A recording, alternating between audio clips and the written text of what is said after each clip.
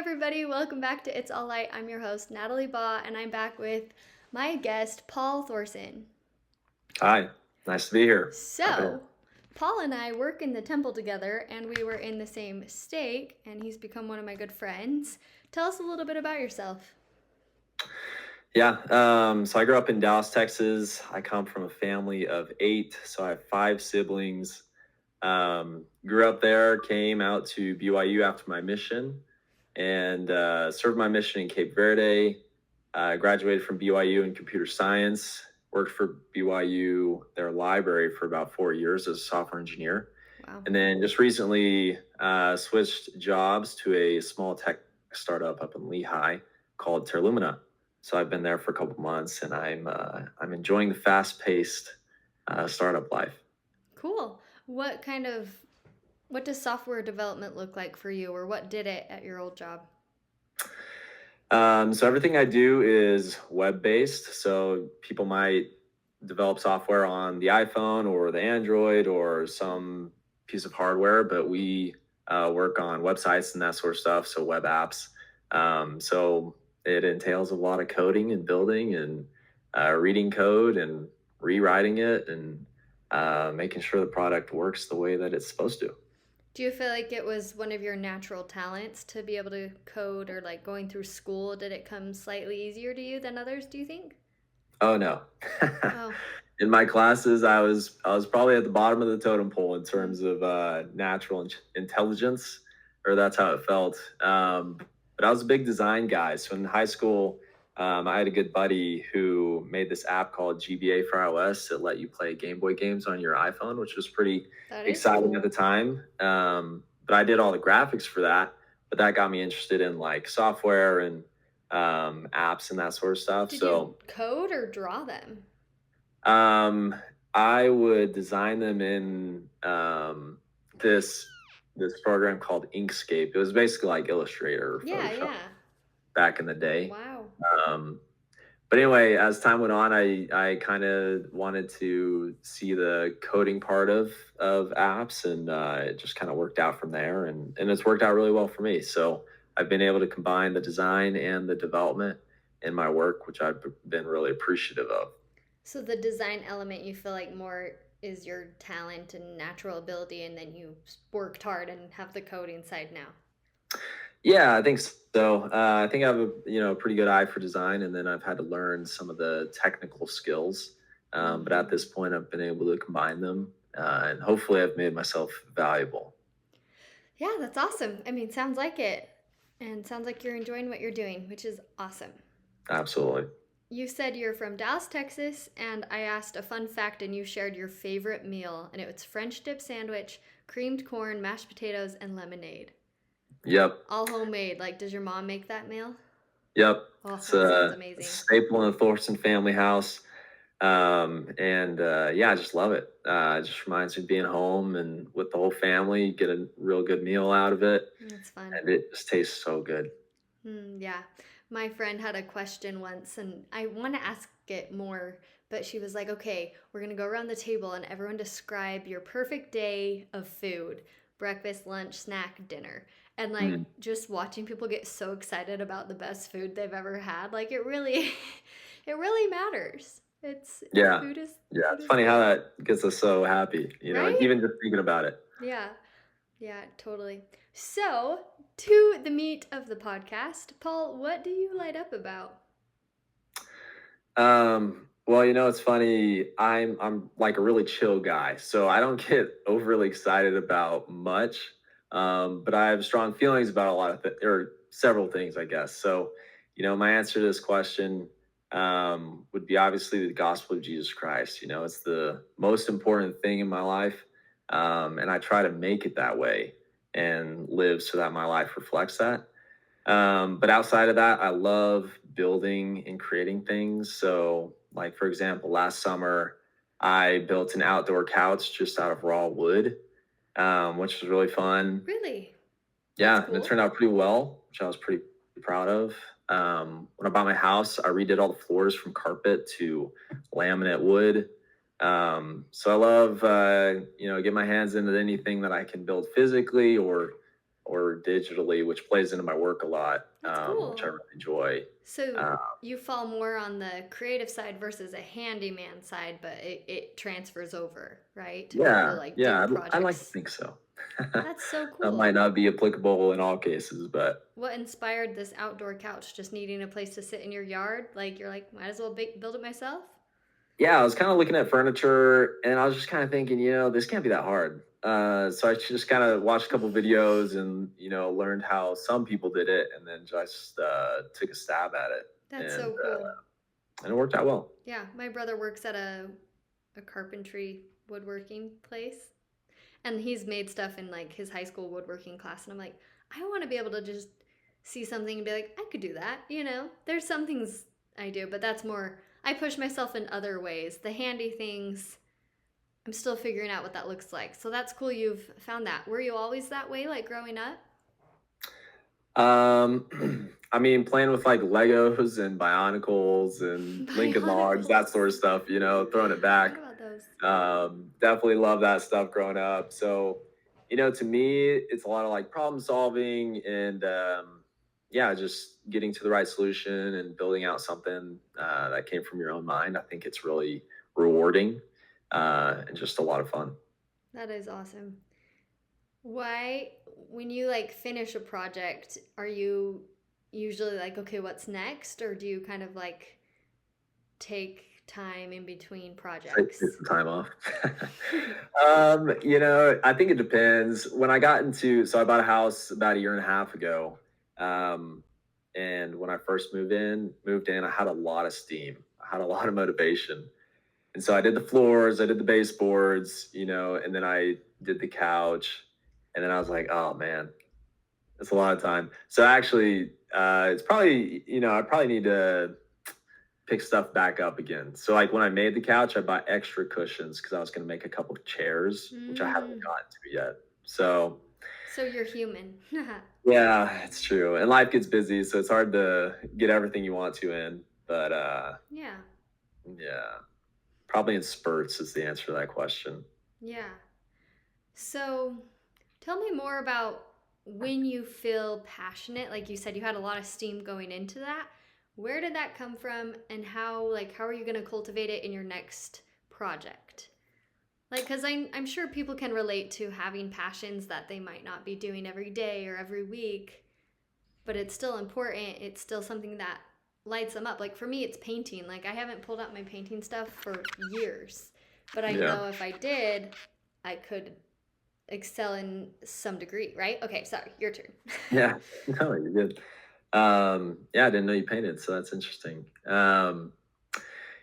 I think a lot of it goes back to, when I grew up, my parents taught me that I could do hard things. And so when it comes to like building things, like, you start out and you're like, I have no idea how to do this, right?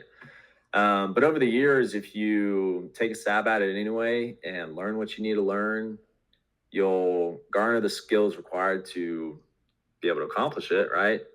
Um, Mm-hmm. I think that gives you confidence for the next thing, right? Yeah. It's the same thing with like a career, right? You go into a career, pretty much everybody starts out like, oh man, what am I doing? Right? But you take it a day at a time and you figure out what you need to do next, right? The next step. You don't always have to know exactly every step to the end goal, but at least the next step.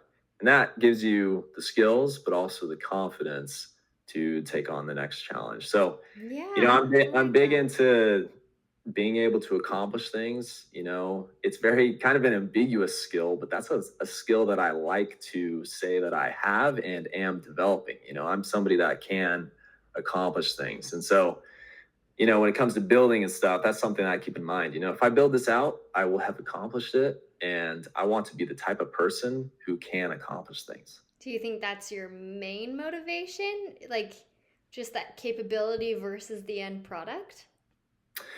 Yeah, yeah. I think, yeah, you know, being able to know that I can do that. And then I also like to make things that are nice, right? So Hmm. the outdoor couch is well used. When we sit out there with friends and family, it's a popular spot and people use it a lot. And I love the way that my floors look. So I like to enjoy that, right? Hmm. So Yeah, the benefits after. yeah, twofold for sure. I like that. Um, I know we'll maybe hint at both of these first two passions you mentioned. We kind of jumped to the middle one, but you also mentioned you're passionate about sports. If you were to, so the gospel is a passion that overcompasses your whole life. The building and creations, I mean, that's big with your job. What time would you say, like percentage on building things and creation versus sports, would you say is important in your life? That's a good question. I love sports. Grew up playing basketball when I was younger, played all sorts of sports, played a lot of volleyball in the past 6 or 7 years. Love golf, love tennis. I just love it all. I think sports for me circles back to being able to accomplish as well. Mm, Um, I yes, love yeah. competing where appropriate. I also love playing recreationally. But I like to see how I can perform relative to other people, and I love the competition and how Competition. it pushes me to do better. Mm-hmm. Um, so yeah, I spend a lot of time. If I have free time, I'm playing sports, most likely. I'm playing volleyball, playing golf, playing tennis nowadays. Um, and I just love the way that it spins your body. Right, you get done and you're exhausted, and you feel like at the very least you've accomplished exerting your body in a way. Mm-hmm. So I Yeah. really enjoy it. Anytime I'm sore after a workout, it's like a not that painful because it's that much better of a reminder that you did something to push yourself. Right, and I think it's really indicative of growth. Right, that's what soreness is. Your muscles are growing. Your abilities will grow with it. Yeah. Okay, harder question for you. With that muscle and growth and sports and becoming better, how do you take that internally? I feel like sports is like externally you're out doing something. How can you relate that to your life on a deeper internal level? Um, Kind well, of. the thing that yeah, go ahead. No, I'm sorry. Well, the thing that comes to mind is so I mentioned I love competition. And when I was younger, I probably loved it too much. I was Mm-hmm. probably not actually addicted to it, but I was more into sports for like just winning, and I didn't care about how fun it was. It was if I won, I had fun. If I lost, it was a terrible time. Mm. And mentally, that kind of takes a toll. So I remember one experience, it was in the MTC before I was going on my mission, and we were playing volleyball together. And I was getting really frustrated with the skill level, which is so silly, right? It's like ridiculous to think like, but it took me a little bit to think, hey, I'm in the MTC, I'm about to go on a mission. This isn't like a volleyball camp, like that, I'm not here to play volleyball. So mentally, I've had to really hone in on setting my expectations when I play sports so that I can react appropriately, and just keep a level head. And Hmm. I think that has helped me to grow in all aspects of my life. Right, if I can keep a level head when I'm down 20 in a basketball game, then I can keep a level head when somebody's annoying me at work or in the house. So Mm-hmm. Yeah. I think sports teach a lot of lessons, that being one of them. Yeah. It reminds me, my second episode on the podcast was with Daniel Poletti, and it was about competition. And there was another one about like rock climbing and like all these sports things. I've had a lot of sports people. There was a whole one on lessons from golf. It was amazing. But it Interesting. it really is so cool. I feel like I come from a background where like we did sports, but it wasn't ever like a huge focus. I ran cross country, but I never like pushed myself. The Yeah. competitiveness wasn't quite there, but the I think the older I've gotten, the more I've seen more competitiveness come up in me, and I actually think it's such a good thing because it pushes you and it drives you. But I think it's cool when people can separate their intentions and the meaning of it, because sometimes it really is about having fun versus winning. Yeah, for sure. If we have like church volleyball, which I'm about to go to in a little bit, I'm not going in there trying to like hit bangers into the ground, and like destroy the ball every time. I'm going for like fun. And, so if I set up my expectations that way, it can be a good time. Mm. But it's interesting you mentioned that because I was definitely the opposite. Over time, I've become less competitive um, because I've tried to curb it a little bit. And I'll still get competitive in the right situation, but um, yeah. Anyways, Hmm. So I'm circling back to your first answer about what you light up about the gospel and Jesus Christ. Do you feel like you found a lot of connections with your building things and creating things and a sense of accomplishment with the gospel? yeah, absolutely. When it comes to sports, when it comes to keeping a level head, I've prayed a lot about that. Mm. Like, hey, I need help. Like, I don't want to be this way when I compete. I don't want to feel this way, like kind of angry when I compete. Help me to Hmm. rethink how that is or how that should affect me. Interesting. So that's helped me out a lot, obviously. But a couple of things that maybe I've said today, like accomplishing things. I think the Lord wants us to accomplish things, right? The whole point of the plan of salvation is to accomplish a great goal, a goal of God, right? So Yeah. the exaltation and eternal life of man, right? So that's you know God has his goals and he wants us to have our goals so that we can continue to grow and then create and accomplish bigger goals. So Yeah. in my mind, I like to think that I kind of blend all those aspects of my life. Sometimes better and sometimes than others, but Yeah.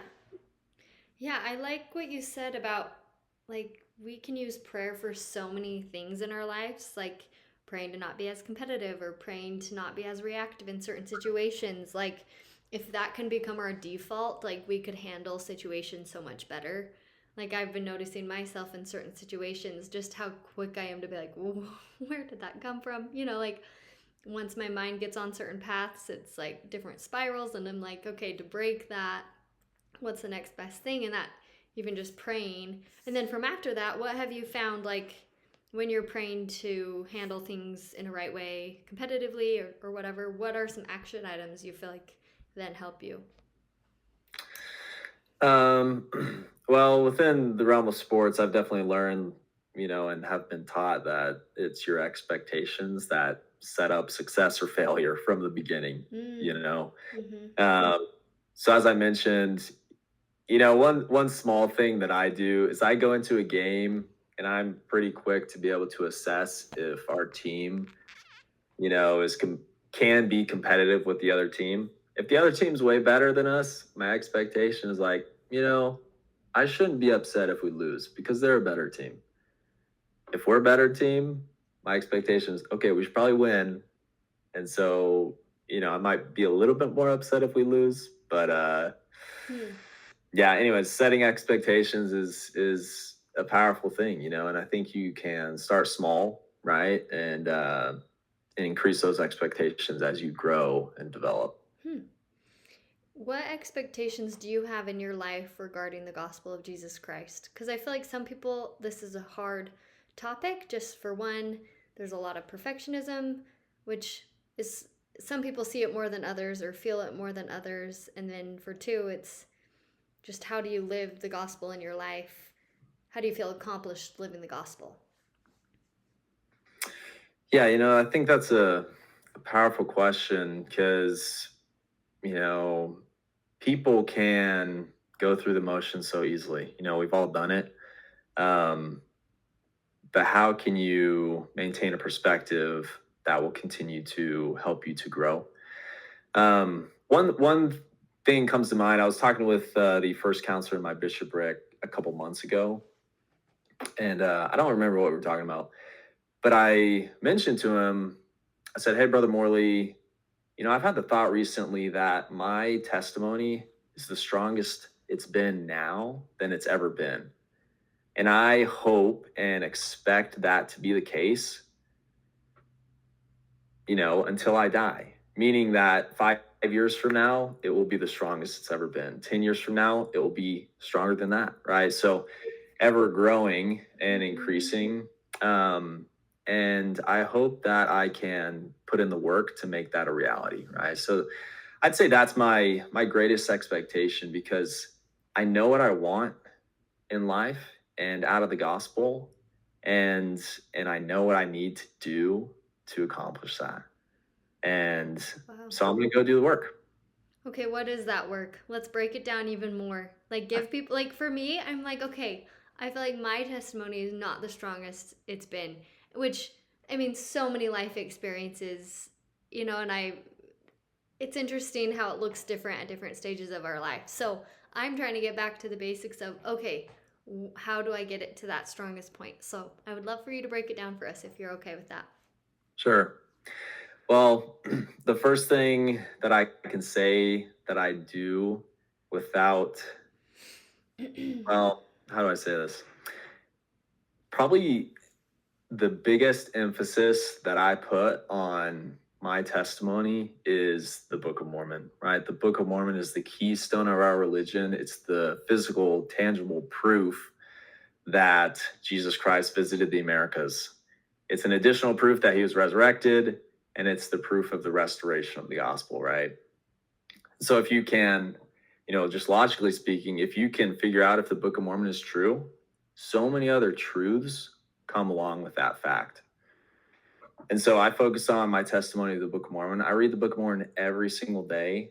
Ever since my mission, I can count on one finger. I remember one time not reading the Book of Mormon in a day. And that doesn't come from a sense of, hey, I have to be perfect. It comes from a sense of, I need this because I know what I want out of life and what I want out of the gospel. And it's that vital.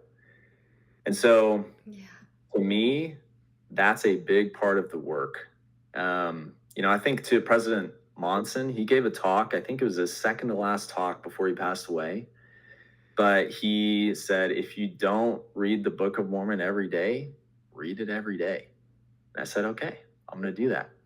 And it's blessed my life, Natalie. It has been, the Book of Mormon is the single greatest material possession that I have, even though it's not mine. Um, but it blesses my life. It helps me make better decisions every single day. And so to me, that's work. Another thing that the prophets and apostles have spoken of in recent years is attendance in the temple or being in the temple. We're in the temple together on our temple shift, and as well as I that that's such a blessing. And to just spend time in the temple, I can say it's changed me, changed who I am, changed my character, changed my perspective, changed my expectations, changed my goals, and it's brought me so much joy. So making an effort to be in the temple as often as you can. You I love know, that. I've wondered often what does the prophet mean by as often as your circumstances allow. I don't really know, and that's different for everybody. But at least a couple times a month on a Saturday afternoon, I'll have a three, 4 free hours, and I'll say, I think I'll go to the temple. I'm kind of like filling in time with the temple, and that's blessed my life as well. Well, that's cool. I know sometimes as a temple ordinance worker, I forget to go as a patron. I'm like, oh, when was the last time I actually went to the temple? And so Yeah, I've been harder. making it more of a like grab my married friends together and like, okay, we're doing monthly sealings, and like establishing things I can count on. And for myself too, it's like at least once a month go to initiatories and once a month go to a session, because we're there every week. Sometimes it's not realistic with my schedule to go as a patron and an ordinance worker each week, but Yeah, totally get it. it's looking at how much it does bless your life. I mean, they always say every time you leave the temple, or go in and leave the temple, you leave a better person. And I'm like, okay, just the more I can go, the better a person I will be. There's a girl there who goes every day. I don't know if Really? you've seen Wow. her or recognize her. She usually, I mean, I see her Wednesday if I'm there, or Thursday when we're there. But I've tried to do that one week when I was looking for a new job and had time.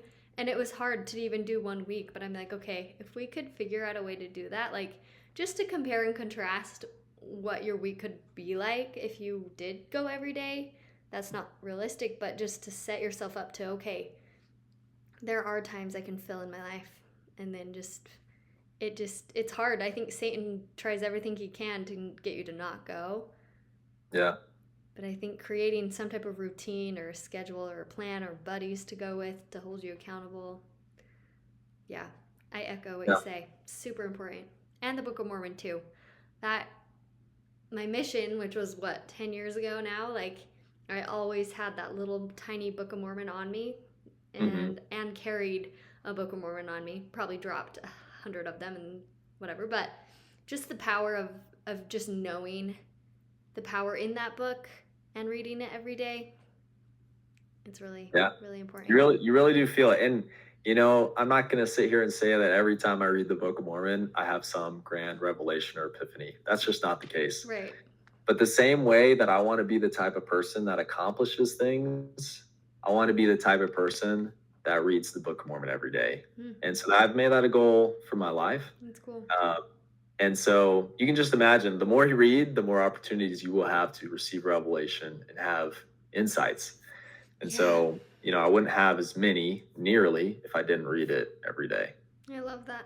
Thank you for sharing. It's a good reminder for me too. Sometimes it's hard when we have Come Follow Me with another book of scripture like the Bible and Doctrine and Covenants, and I'm like, which one should I be Yeah. devoting my 5 minutes of scripture study time to if I'm running all around? But I think the Book of Mormon, even if it's like the random flip and read a verse, like that has power to carry you to the next time. Totally. That's great. You said when I asked you to elaborate on your passion that the gospel of Jesus Christ is the most important thing in the world. Do the people that know that feel that is the case? And I want you to answer your own question. Generally, members of the church, do you feel like they know that? I think it's a mixed bag, obviously. But I think it's an important question to ask yourself, it, if you were to sit down and say to anybody religious or anybody that believed in God, hey, what is the most important thing in life? A large majority of those people would probably say God and his plan, right? But yeah, do they feel that is the case? Do you feel that everything else is actually less important? Do you feel that your career is less important? Do you feel that your friends and family are less important? Hopefully marginally so, but what is really the most important thing in life? So yeah, I ask myself that, but I think the question is answered by what we just talked about. I think it takes work to feel that. I don't. I think for some it could come naturally. I think for most it doesn't, and it takes a lot of work. But again, if you think about it logically, you say, hey, logically, I know that this is actually the most important thing. So what steps do I need to take so that I feel that is the case? Right. I saw a video today on social media, and it was just like the phrase fake it till you make it. Some people joke around lightly with that, but in reality, there's so much psychology behind acting how you want to be. And I think I even heard a conference talk about this too. It's like President Nelson, what would a holy young adult do, Totally. and you envision what you want. Like for you, you've envisioned your life and the gospel, and it's centered on Jesus Christ, and it's reading the Book of Mormon. So it's like for those of us trying to figure out how to live the gospel and what it looks like for us, it's what do we want it to look like, and then just start doing those things that could make it up, which is a lot harder to do than just talk about. But for me, I love to journal. So for me, it's like I got to brain dump it all out and then look at my schedule, look at my life, look at my priorities, look at my goals, and like put it all together. And it's never that organized. And I really don't have any routines in my life, but I'm working on it.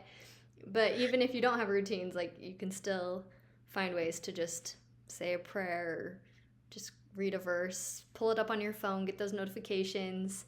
One friend, she said when she's scrolling on Instagram or TikTok, anytime it's like a church or a gospel or a spiritual video, she has to sit and watch the whole thing. And I'm Nice. like, it's the little things in our day and age, and just being more mindful of the purpose of life, right? Yeah. Yeah. So, Yeah, I think those little things, I've learned that the small, simple things do bring to pass great things. yeah. I think about, I read the Book of Mormon every day, and, my conviction of it, I feel is strong at this point. And it's not from any single day, but the accumulation Mm. of all that has built up. So do you feel like your accomplishment comes from like your daily, like, okay, I read it, I feel accomplished? Or do you feel like you're so into your routine that it's just the feel of your life, like we were talking about, is your like your sense of accomplishment? I think I strive to make the latter the case. Mm-hmm. Certainly, people have differing opinions on like checklists when it comes to gospel living, and I think in moderation, done right, they can be great. And the Book of Mormon every day is a checklist item for me, and I try my best to make it meaningful. And some days are better than others, but the outcome of that effort over years and years is, in my opinion, the way that I feel about Jesus Christ and his plan, and the way that I try and live my life, and try and live a Christ centered life. And hopefully the people around me can pick up on that and feel that. Yeah. Well, that was beautifully said. Thank you. Um, I remember I would always ask people on my mission, what do you think the purpose of life is, right? And Mhm. who knows what they would say. It was different every time. And most of the time it's like family, or like my coworker, he's not a member, and I'm always just asking random questions in the office. And I'm like, what are you grateful for? And he's like, I feel like my answer is always family. And I'm like, that is great. Like Great I feel answer. like generally people see family as the purpose of life, and I think it's so important to God and Christ of our families. So from like what you've shared and what you shared in your responses, the purpose of life is the gospel of Jesus Christ. What else would you say if some random stranger was like, Paul, what's the purpose of life? What if it was maybe not a Christian, or what would you say to that? What is the purpose of life? Well, I think I would try and be as truthful as possible to what I believe is the purpose of life. Mm-hmm. And Yeah. I would do my best to explain that, there's a loving God, and he has a purpose.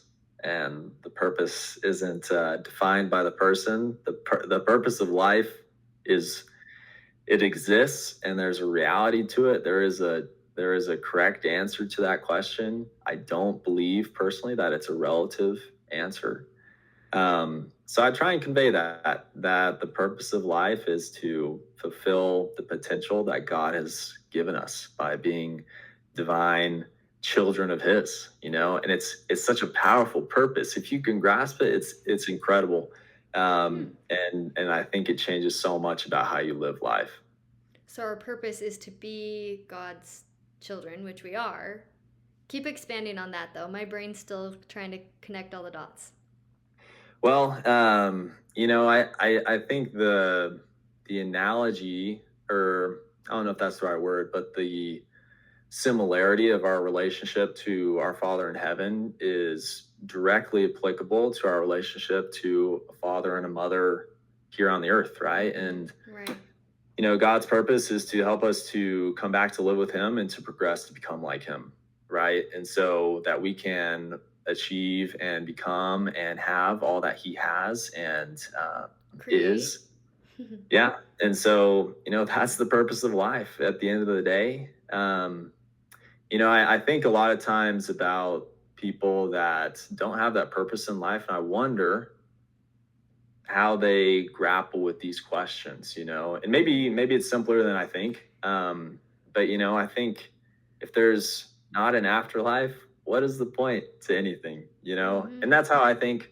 And people think about it differently, but I take great comfort in knowing that God has a plan, and He has all the tools necessary to accomplish His design goal and plan. Which is for each and every single one of us, and our own potential life plan. And ultimately, I feel like I keep going back to the point of God's plan for me is to find joy, right? And light. That's why this podcast, it's all light. light just makes your life so much better. And I think Jesus Christ is the biggest source of light. So we're running out of time, but Paul, thank you for all your comments. We'll end with a quote you shared where you said, Christianity, if false, is of no importance, and if true, of infinite importance. The only thing it cannot be is moderately important. And that is just a beautiful quote.